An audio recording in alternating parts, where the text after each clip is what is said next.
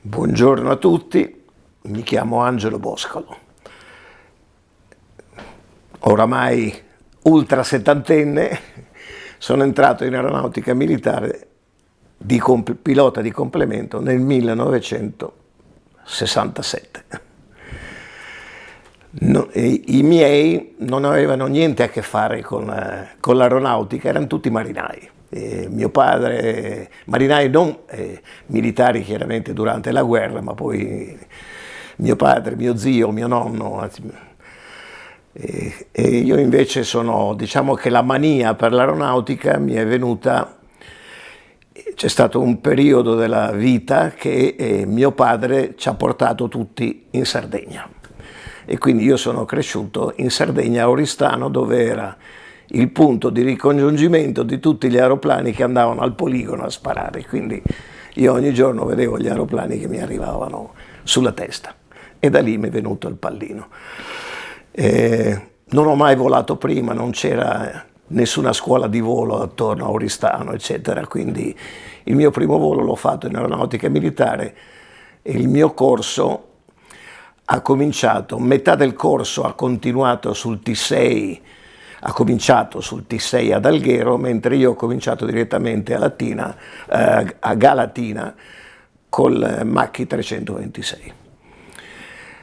Poi, diventato sergente pilota, sono andato sulla linea caccia ad Amendola sui G91T e sono diventato sottotenente. Lì mi hanno assegnato a Brindisi, al 32esimo Stormo, a Brindisi sui G91. Dopo alcuni anni a Brindisi sono stato spinto, sono stato scelto e sono andato alle Frecce Tricolori nel 1900, all'inizio del 72. Arrivato lì praticamente mi hanno messo a fare il numero 5, il secondo fanalino di destra. Allora, quando si entrava in pattuglia si cercava di mettere i nuovi arrivati o esterno destro o esterno sinistro, così in caso di sussulti durante la formazione si faceva meno danno perché non c'era nessuno in ala. Ho fatto un anno il numero 5, poi hanno visto che stavo in formazione e mi hanno messo a fare il 3, che era il primo di destra. E poi dopo un paio d'anni che facevo il 3, il solista di allora, diciamo che ufficialmente è stato destinato ad altre attività, sempre in aeronautica, ma il problema vero era che aveva fatto un passaggio talmente basso a Grazzanise che i cappelli di tutti i generali erano volati via. E quindi siamo rientrati ed è arrivato il trasferimento. Mi hanno chiesto di fare il solista e così nel 74-75 ho cominciato a fare il solista. Diciamo che un paio di colpi al cuore mi sono venuti quando ero in pattuglia alle Frecce. Un sabato facevamo le prove a Norwenik, è una base tedesca della Marina al nord, sul mare del Nord. Passaggio rovescio, allora si passava a bassi. Dopo Ramstein gli hanno fatto alzare un po' le quote alle Frecce. Rovescio sulla pista, ho un gabbiano di quelli giganteschi, mi è entrato dentro l'aeroplano, mi ha beccato di fianco, è entrato nel compartimento radio, eccetera, e chiaramente ho visto un movimento con la coda dell'occhio, ho sentito un gran rumore e lì mi è venuto un colpo, però ho spinto e mi sono ritrovato in piedi che salivo come una scheggia. Ho visto che tutto funzionava, sono ritornato a terra e lì in una notte i nostri tecnici con i tecnici tedeschi hanno riparato il buco, sono stati bravissimi, era un buco di 15 centimetri di diametro, cioè veramente un bel buco. e il giorno dopo ho volato normalmente. Hanno anche trovato del blu che assomigliava al blu, quindi non si notava molto la differenza, insomma. Questa è la cosa più. Non ho avuto problemi quando ero in aeronautica. Con le Frecce per la prima volta siamo andati in Finlandia. Non era mai stata la pattuglia acrobatica così tanto al nord, e abbiamo fatto una settimana veramente di attività bella. Si era parlato di andare in America, ma chiaramente non ce l'avremmo mai fatta. Gli americani ci avevano offerto di caricarci su una portaerei. Chiaramente saremmo dovuti andare in Spagna e lì gli aeroplani venivano presi e messi sulla portaerei, non con l'atterraggio sulla portaerei. E poi niente, non se n'è fatto nulla. E diciamo che la prima avventura in America l'hanno fatta col 339, che avendo una bella autonomia sono riusciti ad arrivarci. Abbiamo fatto le solite manifestazioni in giro per tutta Europa, in Inghilterra, in Francia, in Germania. Quindi io volavo col G91. Col G91 la mia vita operativa in aeronautica è cominciata col G91, il G91R, che avevamo a Brindisi, al 32esimo stormo. Era un bellissimo aeroplano, veloce, diciamo che purtroppo portava poco carico. Noi abbiamo scelto le configurazioni probabilmente meno cara. I tedeschi, per esempio, potevano mettergli dei doppi attacchi alari più le taniche per il carburante, e cominciavano ad avere una certa autonomia e anche un po' più di armamento. Avevano 2 cannoni, noi avevamo 4 mitragliatrici 12,7 che erano noccioline, e 2 bombette da 500 libbre. Questo però, mettendo le bombette, non avevamo le taniche, quindi un'ora di volo e dopodiché non c'era più molto da giocare. Va bene che era stato fatto, diciamo, le specifiche del G91, che aveva vinto il concorso NATO, erano di un appoggio, un cacciabombardiere leggero che potesse operare dietro le truppe anche su campi in erba, e in effetti atterravamo sull'erba senza problemi.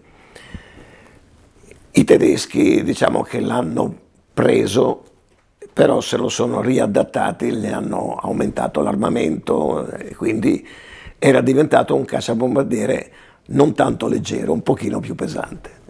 Per il resto era un bellissimo aeroplano, molto manovrabile, efficiente, autonomo, si metteva in moto con delle cartucce invece che con carrelloni, eccetera, quindi sicuramente era molto più performante rispetto all'aeroplano che hanno ora, il 339, che hanno le Frecce. Però il 339, essendo un aeroplano scuola, è un aeroplano un po' più, diciamo, padre di famiglia.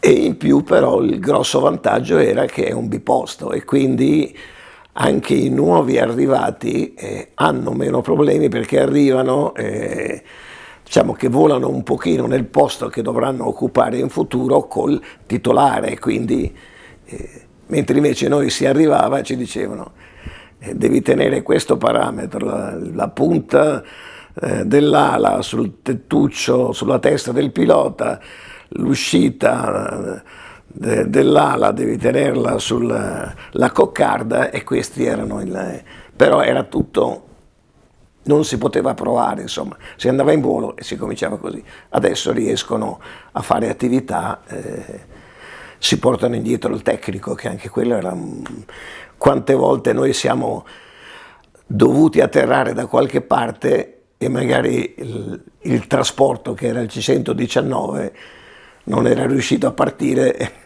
perché gli era piantato il motore, insomma. Tra l'altro abbiamo avuto un incidente piuttosto serio con metà dei nostri tecnici morti per una piantata di motore a rivolta, insomma. Nel museo di Volandia, dove io sono uno dei consiglieri, abbiamo il mio G91 che ho volato nel 78 e 79. Quindi... Racconta pure come l'avete recuperato. L'abbiamo recuperato e io nei vari viaggi, eccetera, sono andato a vedere al museo della Boeing a Seattle e lì ho trovato sto G91 con le matricole del mio vecchio aeroplano. Dopodiché, ed era dentro, tenuto molto bene, eccetera.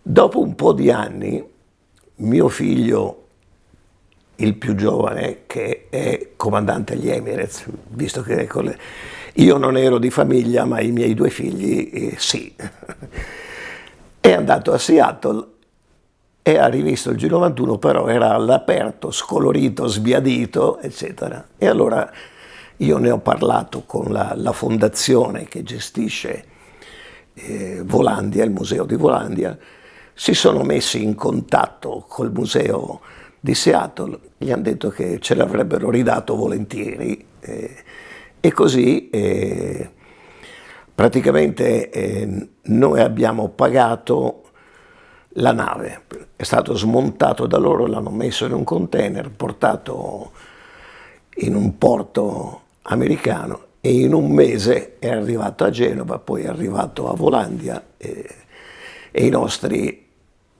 ex specialisti, perché abbiamo tantissimi, praticamente i volontari di Volandia sono 170 persone e sono tutti ex tecnici o ingegneri della SIAE Marchetti, dell'Augusta, cioè tutta gente che continua a frequentare, invece che andare a giocare a bocce, vengono a giocare a Volandia. E abbiamo un gruppetto che cura gli aeroplani e li rimette in sesto. Adesso stiamo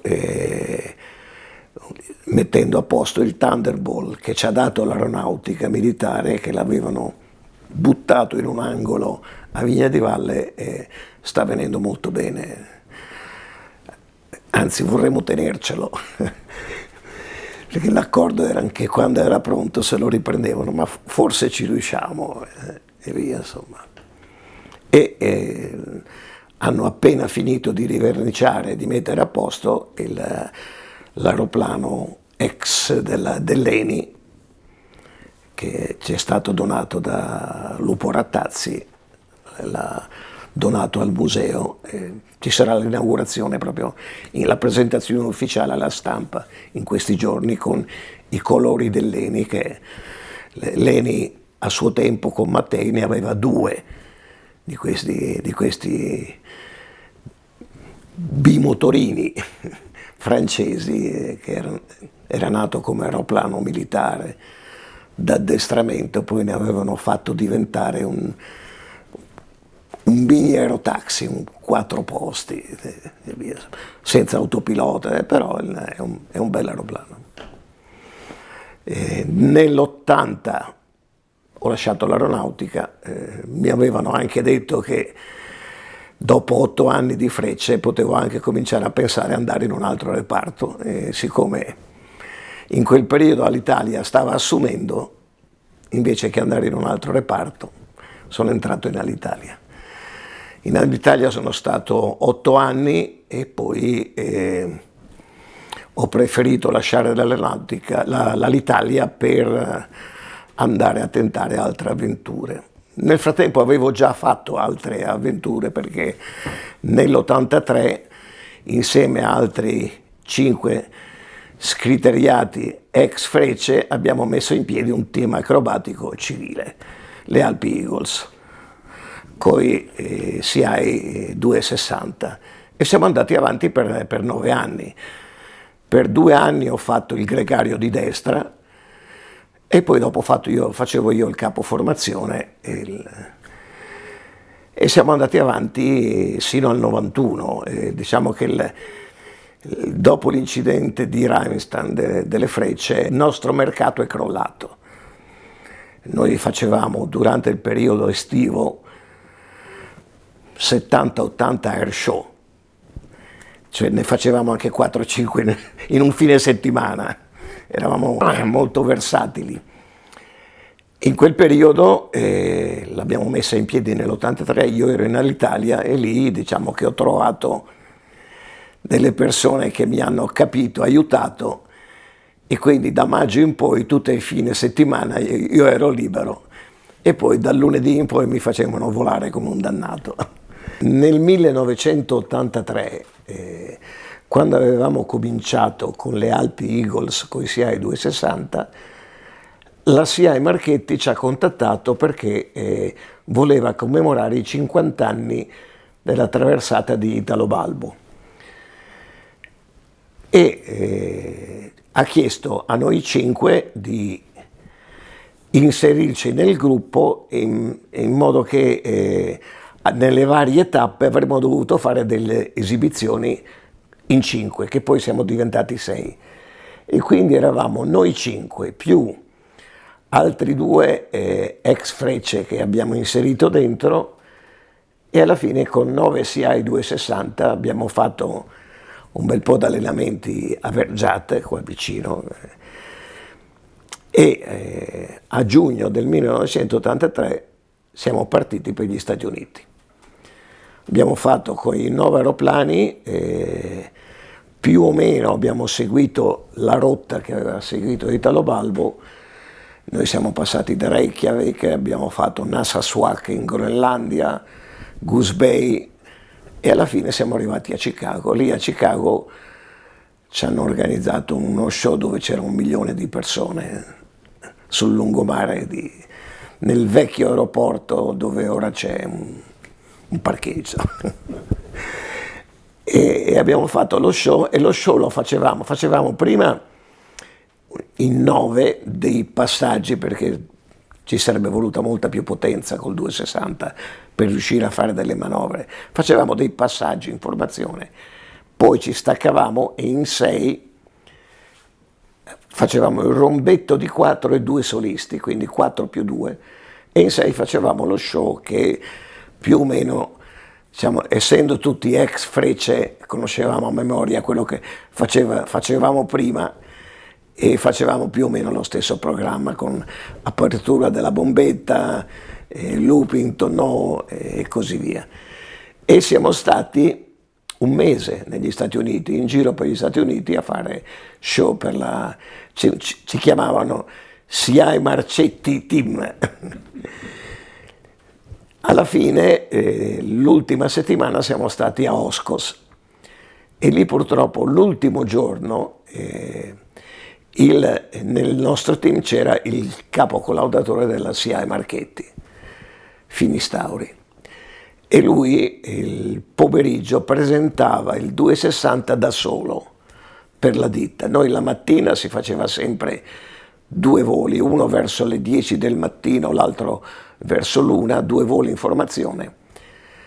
E lui nel pomeriggio, verso le 4 del pomeriggio, ha fatto invece un volo da solo e purtroppo non è uscito bene dalla vita e si è piantato per terra. Quindi abbiamo avuto l'incidente proprio l'ultimo giorno di permanenza negli Stati Uniti. Nel frattempo Alpi Eagles, oltre che il team, diciamo che i soci hanno deciso anche di cominciare con l'aerotaxi. E così nell'88 mi sono detto: ma perché devo continuare a fare il copilota in Alitalia e lì vado a fare il direttore operazioni volo? E quindi abbiamo messo su la Alpi Eagles Aerotaxi e siamo arrivati ad avere 6 jet, un Falcon 20, 2 Lear 35, un P180, 2 P180 e un elicottero 109, e volavo anche quello, quindi, perché un'altra delle mie avventure è stato prendere la licenza di elicottero. Quindi ho lasciato l'Alitalia, Alpi Eagles, poi negli anni 90 i soci di Alpi Eagles hanno deciso anche di mettere in piedi la linea e quindi Fokker 100. Ne abbiamo preso 8, tutti dalla Swissair, e io ero il direttore operazioni. Nella mia carriera civile ho fatto il direttore operazioni in ben 6 compagnie aeree. Hanno chiuso in diverse, quindi non ho ancora capito se porto sfiga. Adesso a parte la battuta, no? Quindi ho fatto Alpi Eagles, poi ho lasciato Alpi Eagles e in Volare Airline con gli Airbus 320, e lì ho fatto il direttore operazioni. Quando Volare ha chiuso sono andato in Ocean Airlines col 747 e lì dopo un anno che ero lì sono diventato io il direttore operazioni. Ha chiuso anche la Ocean, eravamo arrivati ad avere 4 747-200 cargo, e ho fatto un anno l'istruttore in Airbus a Tolosa su 320 e 330, perché in Volare avevamo 320 e 330, io ero TRI, TRE, eccetera. Però ho retto solo un anno perché ero uno dei primi istruttori non francesi in Airbus, e lì la mafia francese, tutte le destinazioni peggiori erano mie. Quindi ero sempre in India, sono stato in India per lo start-up di Kingfisher, una compagnia che aveva tanti soldi e tanti aeroplani, però ha chiuso anche quella. Quindi tornato in Italia, ecco, ho fatto un periodo, dopo ho lasciato l'Airbus, e l'Airbus mi ha chiesto se volevo andare a fare start-up Etihad sul 320, e lì ho volato per 6 mesi in Etihad come istruttore. Poi sono ritornato in Italia perché abbiamo messo in piedi Cargo Italia con gli MD-11 dell'Alitalia, e anche lì ero direttore operazioni volo. E così passa il tempo e sono arrivato a 65 anni. E 65 ha smesso anche di volare Cargo Italia, anche lì è chiuso andavamo benissimo, però c'è stato, i soci, diciamo, non si sono capiti. Banca Intesa, che era diciamo, uno dei soci grossi, non ha fatto l'aumento di capitale, quindi la proprietà ha deciso di chiudere. Ho continuato a lavorare alla CAE, simulatori di volo, e per un paio d'anni mi hanno mandato un po' in giro per il mondo. Sono stato un po' in Giappone, in Corea, in Turchia, e poi sono andato alla CAE Dubai, e lì sono stato alla CAE Dubai finché mi hanno detto che, vista l'età, e laggiù negli Emirati la compagnia che ti assume deve pagarti un'assicurazione medica, e mi hanno detto: hai superato i 75, noi con quello che paghiamo per te ci paghiamo 2 istruttori, arrivederci, e via. E ora continuo a fare l'istruttore sul 320, ho lasciato perdere, e lavoro per SmartLynx, una compagnia che fa wet lease, ha una quarantina di 320, e io gli faccio i simulatori, diciamo una dozzina di simulatori al mese per mantenermi efficiente. Nel frattempo, in questi anni, oltre all'avventura Alpi Eagles Team, abbiamo continuato con altri team, con Eagles, Breitling Eagles, Red Bull Eagles sui Sukhoi 29. Poi niente, alla fine non riuscivamo più a trovare degli sponsor che ci supportassero, e quindi 8 anni fa abbiamo smesso di fare acrobazia in formazione. Forse riusciremo a riprendere, quindi nonostante l'età ci chiameremo i centenari, le Eagle centenarie, e vediamo se riusciamo a rimettere in piedi un qualcosa per il raduno delle Frecce Tricolori che ci sarà quest'anno a settembre. Questa è la mia vita aeronautica in poche parole. Da civile un paio di piantate di motore le ho avute anch'io, ma una era col 747, quindi su 4, uno. Eravamo decollati da Chicago, cargo, venivamo a Malpensa, ma siamo arrivati a Malpensa senza neanche dover cambiare quota, quindi non eravamo pieni, avevamo un 60 tonnellate di merce, quindi non c'erano problemi. Gli altri, un'altra l'ho avuta col 320, ma diciamo che l'abbiamo spento perché consumava troppo olio e quindi abbiamo visto rischiare che scoppiava il motore, abbiamo preferito spegnerlo. Eravamo a un'ora di volo lungo la costa italiana, quindi con tanti aeroporti, uno vicino all'altro, e continuando a mantenerci in contatto con tutti, siamo arrivati a destinazione. Altri problemi non ne ho avuto, quindi è questione di sedere, come si dice in italiano,